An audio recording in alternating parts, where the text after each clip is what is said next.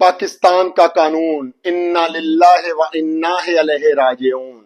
آج پاکستان کی عدلیہ کی تاریخ میں ایک اور سیاہ باب کا اضافہ ہو گیا۔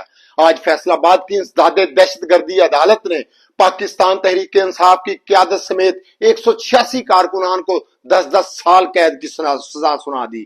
آپ کیا سمجھتے ہیں یہ جو سزائیں سنائی گئی ہیں یہ پاکستان تحریک انصاف کی کسی 9 مئی کی وجہ سے سنائی گئی ہیں، کسی خود ساختہ آپریشن کی وجہ سے سنائی گئی ہیں؟ نہیں، ہرگز نہیں۔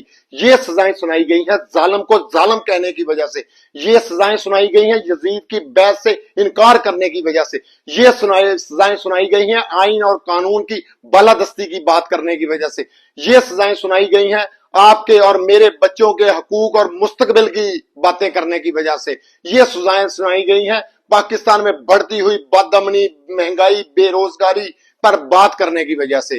انشاءاللہ یہ گزشتہ 3-4 سال سے سب کچھ ورکرز اور قیادت بھگت رہی ہے، یہ بھی بھگت رہیں گے۔ آپ کر لیں جو آپ کر سکتے ہیں، کوئی بات نہیں ہے۔ انشاءاللہ یہ نہ ٹوٹیں گے، نہ یہ جھکیں گے اور نہ یہ یزید کی بیعت کریں گے۔ انشاءاللہ یہ وقت گزر جائے گا، ہم ڈٹ کر عمران خان کے ساتھ کھڑے ہیں، قیادت بھی ڈٹ کر عمران خان کے ساتھ کری ہے، تمام کارکنان عمران خان کے ساتھ ڈٹ کر کھڑے ہیں۔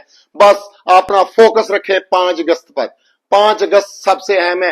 یہ ساری کاروائیاں اس 5 اگست کی کال کو ضائع کرنے کے لیے کی جا رہی ہیں، ڈرانے کے لیے کی جا رہی ہیں، اور انشاءاللہ خان کے ورکرز نہ کل ڈرے تھے، نہ آج ڈریں گے، اور نہ آپ کی ان بھونڈی حرکتوں کی وجہ سے کبھی بھی ڈریں گے۔